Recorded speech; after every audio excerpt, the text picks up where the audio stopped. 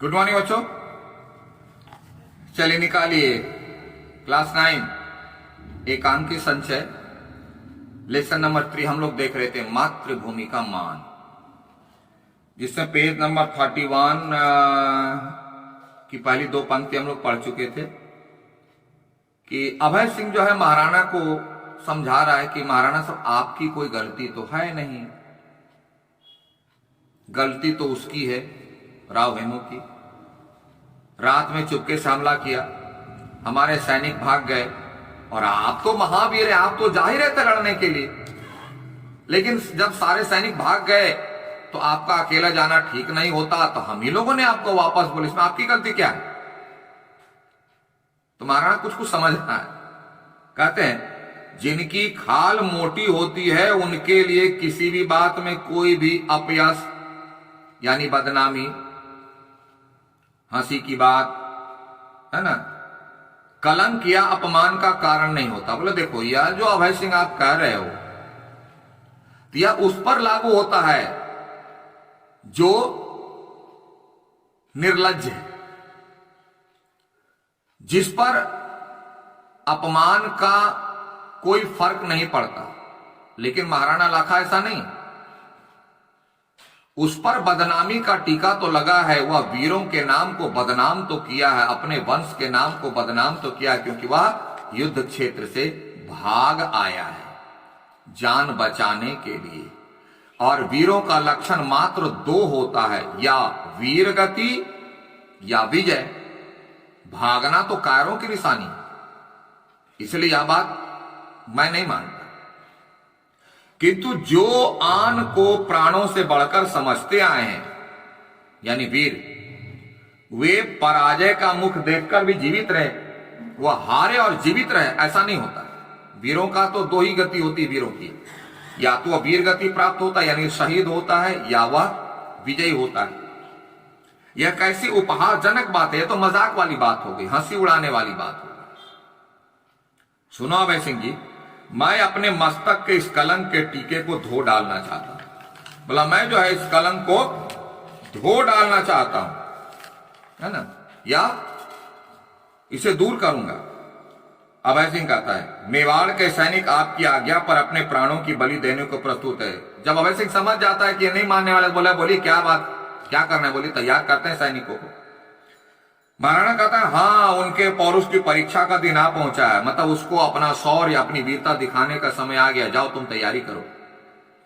महारावल बप्पा के वंशज मैं, और यह जोश में आ जाता है और गलत प्रतिज्ञा कर बैठता है कि महारावल बप्पा का वंशज यानी इनके पूर्वज थे, लाखा यानी महाराणा लाखा अपने आप को कह रहा है, प्रतिज्ञा करता हूं जब तक बूंदी के दुर्ग में ससैन्य प्रवेश नहीं करूंगा अन्न जल ग्रहण नहीं को। प्रतिज्ञा कर लेता है कि मैं जब तक बूंदी को हराऊंगा नहीं, बूंदी के किले में अपनी सेना लेकर नहीं पहुंचूंगा, मैं न खाना खाऊंगा न पानी पीऊंगा। अब यह सुन करके अभय सिंह की हालत खराब हो गई कि यह राजा ने कौन सी प्रतिज्ञा कर ली। अभय सिंह बोलता महाराणा ये छोटे से बूंदी दुर्ग को विजय करने के लिए इतनी बड़ी प्रतिज्ञा, अरे बूंदी क्या है हम लोग के सामने, ऐसे हारेगा वह, अब इसके लिए इतनी बड़ी प्रतिज्ञा करने की जरूरत क्या थी? लेकिन इंटरनली बात क्या है सुनिएगा। बूंदी को उसकी धृष्टता मतलब उन्होंने जो गलत किया, रात में अटैक किया, यह नियम के विरुद्ध है, गलत किया है और हम पर अटैक कर देगा, इसके लिए तो उसको सजा मिलेगी, तो दंड दिया ही जाएगा। लेकिन असली बात, हाड़ा लोग कितने वीर हैं, आप ऐसी प्रतिज्ञा क्यों कर लिए? गब्बर सिंह वाला डायलॉग, गब्बर सिंह के लिए वाला डायलॉग, गब्बर सिंह कोई बकरी का बच्चा है जो गए और पकड़ लिए? हाड़ा क्या है, चूहा है? महावीर है महाराज। अगर 2-4-10 दिन युद्ध खींच लिया तो 2-4-10 दिन भूखे रहिएगा, क्या हालत होगी? अब महाराणा लाखा तो पड़े फेरे में, युद्ध करने में यम से भी नहीं डरते। बोले वो तो मौत से डरता नहीं, यम तो यमराज मौत से भी नहीं डरने वाला, जो मौत से नहीं डरता उसे कौन डरा सकता है?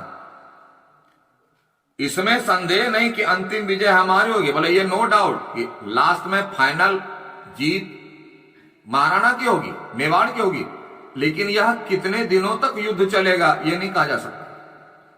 किंतु यह निश्चय पूर्वक नहीं कहा जा सकता कि इसमें कितने दिन लग जाएंगे, और इतने दिनों तक आप भूखे रहिएगा, पानी तक नहीं पीजिएगा, क्या हालत होगी। इसलिए ऐसी भीषण प्रतिज्ञा आप ना करें। बोला नहीं, इसको छोड़िए, प्रतिज्ञा मत कीजिए, अब तो महाराणा लाखा फेर में पड़ गए, क्योंकि मुंह से निकल गया, तब तो करना पड़ेगा।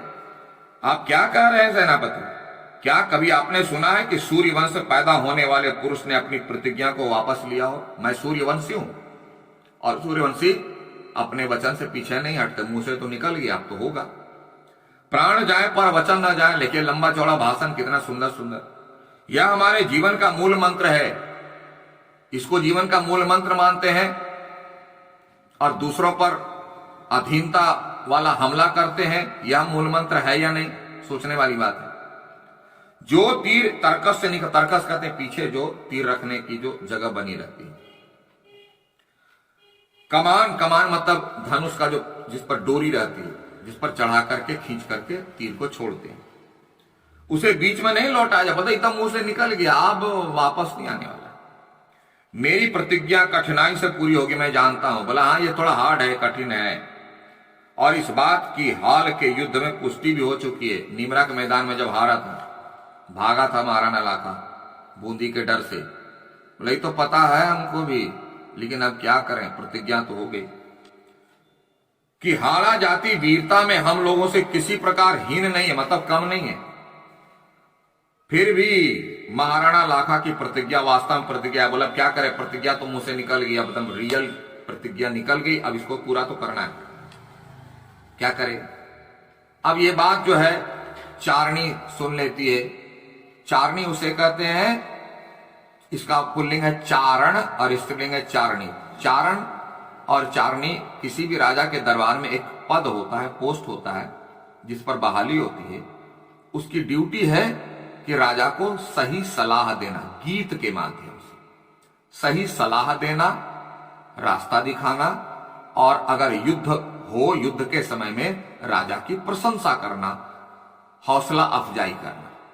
तो चारणी स्त्री है, वह आती है, कहती है, अब ये दोहा आएगा नहीं, आता भी नहीं है, फिर भी कि वह उसमें यह सलाह देती है कि पूर्वज आपके बूंदी और मेवाड़ दोनों मिलकर रहते आए हैं, रहने दीजिए, आपस में युद्ध मत कीजिए। जिसे महाराणा लाखा ऑर्डर समझ लेता है, और वह उसको बुलाता है और बोलता है, तुम कुछ गा रही थी चारणी, तुम संपूर्ण राजस्थान को एकता की श्रृंखला बांधकर देश की स्वाधीनता के लिए कुछ करने का आदेश दे रही, तुम ऑर्डर देती है।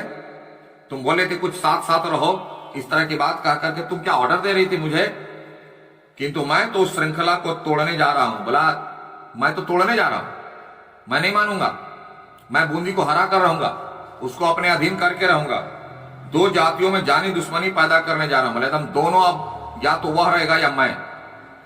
अहंकार में बोल रहा है महाराणा लाखा। चारणी समझ रही है, तो चारणी कहती है, यह क्या कहते हैं महाराणा, आपके विवेक पर सबको विश्वास है, यानी आपकी समझ बहुत अच्छी है, सबको विश्वास है, लेकिन मैं आपसे निवेदन करने आया हूं कि यद्यपि समय के फेर से आप हाड़ा शक्ति, यानी हाड़ा की जो ताकत है और साधनों से मेवाड़ के उन्नत राज्य से छोटे हैं, यानी हाड़ा की शक्ति जो है वह हमारा मेवाड़ इतना आगे है, इतना डेवलप है कि मेवाड़ उसके सामने कुछ नहीं है।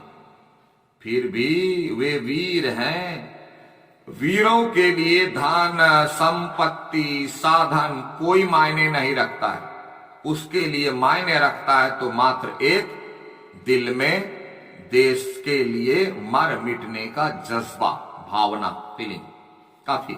और साहब जो है मातृभूमि के लिए बलिदान देने के लिए, उनको मौत से डर ही नहीं लगता, और यह बड़ी बात है वीर के लिए, इतना ख्याल रखना चाहिए। यदि उनसे कोई धृष्टता, यानी कुछ उन्होंने गलत किया है, कौन सी गलती की थी, कौन सी धृष्टता की थी, रात में जो अटैक कर दिया अचानक, बंद पड़ी हो, तो महाराणा उसे भूल जाए। बोला ये भूल जाइए इसको, क्यों कि राजपूत शक्तियों में स्नेह का संबंध बना रहने दें, मिलकर उसको भूल जाइए। अरे वो छोटा, उससे गलती हो गई, छोड़िए। लेकिन यहां तो अहंकार है। महाराणा वाला चारणी तुम बहुत देर से आई, यानी अब कुछ नहीं हो सकता। पहले आती तो कुछ सोचते, अब कुछ नहीं हो सकता। अभय सिंह कहता है, चारनी महाराणा ने प्रतिज्ञा की कि जब तक वे बूंदी के गढ़ की जीत न ले, अन्न जल ग्रहण नहीं। तुम क्या करें? अन्न जल ग्रहण नहीं करें, उन्होंने प्रतिज्ञा की है, इसके लिए तुम उसको सोची। चारनी कहता है, बैड लक, दुर्भाग्य है हमारे राजा का, हमारे देश का। लेकिन कुछ सोचती होती महाराणा, मैं ऐसा नहीं होने दूंगी। बोला, मैं ऐसा नहीं होने दूंगी, मेरे पास आइडिया है। What an idea sir ji, idea चारनी देती है। देश का कोई शुभचिंतक इस विद्वेष यानी ईर्ष्या, जलन से युद्ध करना को आग के को फैलने देना पसंद नहीं। बोला, देश का, मेवाड़ का कोई भी हित रक्षक होगा, वह इस बात को प्रमोट नहीं करेगा, अप्रिशिएट नहीं करेगा कि आपस में युद्ध हो, क्योंकि युद्ध होने से सबकी हानि है। मैं उपाय निकालती हूं। अभय सिंह बोला, किंतु महाराणा की प्रतिज्ञा तो पूरी होने चाहिए। छोड़िए, बोले प्रतिज्ञा जो कर लिए महाराणा, इसका क्या होगा? चारनी कहती है, उसका एक ही उपाय है। उपाय है? मैंने आपको पहले बताया, सलाह देना। वह यह कि यहां पर बूंदी का एक नकली दुर्ग बना। बोला, एक नकली दुर्ग बना दीजिए, जैसे बाहुबली का कॉलेज यहां बना था, फर्स्ट क्लास आर्टिफिशियल बनाइए। और महाराणा उसका विध्वंस, माने महाराणा अपने सैनिकों के द्वारा या अपने द्वारा उसका नाश कर दे, सर्वनाश कर दे, तोड़ फोड़ करके बर्बाद कर दे। हो गई प्रतिज्ञा पूरी। नकली बूंदी का किला बना दीजिए और उस पर हो कर दीजिए, मार धाड़ कर दीजिए, नेस्तो नाबूद कर दीजिए। जीत के प्रतिज्ञा ही पूरी करनी है ना। महाराणा, क्या आपको मेरा प्रस्ताव स्वीकार है? बोले, कैसा लगा आइडिया, प्रपोजल? तो महाराणा को तो बात समझ में आ गई कि वाकई में बूंदी का वीर तो वीर है। अगर 2-4 दिन लग गए युद्ध में तो महाराणा को बिना खाए पिए उनकी हालत क्या होगी। तो भूख और प्यास के डर से महाराणा क्या बोलते हैं, अच्छा अभी तो मैं नकली दुर्ग बनाकर उसका निर्णय विध्वंस करके अपने व्रत का पालन करो। बोला, मैंने जो प्रॉमिस किया है, चलो अभी तत्काल माने आपातत हम इटा करबो, तत्काल हम कर लेते हैं, लेकिन एक समय इसको रियल में हम अपने अधीन करेंगे। बोला, आप समझा रहे हो तो ठीक है, छोड़ देते हैं आज, लेकिन एक दिन इसको हम जरूर विध्वंस करेंगे। अहंकार। किंतु हाड़ाओं को उनकी उदंडता का दंड दिए बिना मेरे मन को संतोष ना होगा। बोले, लेकिन छोड़ेंगे नहीं उसको। लेकिन क्या भीतर में तो महाराणा लाखा को भूख और डर, प्यास की डर सता गया कि अगर 2-4 दिन युद्ध चल गया तो खाए पिए बिना रहेगा कैसे। इसलिए वो चारनी की बात मान लिया।